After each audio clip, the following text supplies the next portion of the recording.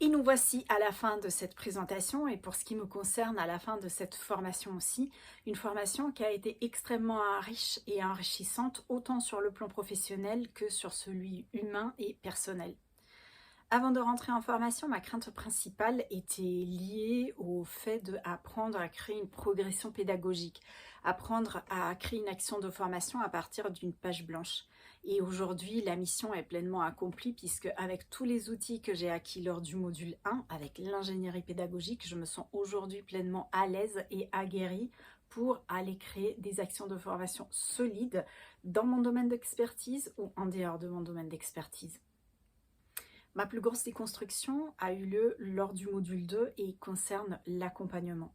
J'ai appris que accompagner veut dire cheminer à côté d'eux, être à côté d'eux, mais en aucun cas faire à la place d'eux ou remplacer. Ceci a été un réel bouleversement de mon paradigme et je suis réellement reconnaissante d'avoir appris cette nouvelle manière d'être là pour les autres. Comment je me projette après la fin de cette formation ? J'ai d'un côté un engagement qui m'attend au sein du centre G2R Formation, où je vais intervenir à la fois sur de l'animation, sur de la conception et sur des réponses à des appels d'offres. J'aimerais bien également continuer de me former et je m'intéresse aujourd'hui au domaine de l'e-learning. J'aimerais bien donc apprendre à digitaliser des actions de formation pour les rendre disponibles en ligne.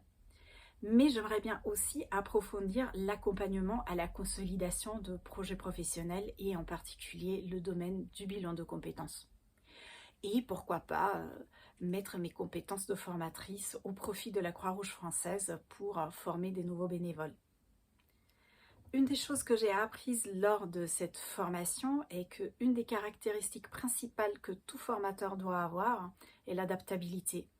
Maëla Paul parle de l'accompagnement comme d'une pratique contextuelle, mais j'ai envie d'élargir ce schéma à tout le domaine de la formation puisque tout formateur, toute formatrice qui se respecte doit vraiment mettre l'apprenant au centre de ses préoccupations, doit mettre l'apprenant au cœur de toutes ses actions, que ce soit de formation ou d'accompagnement.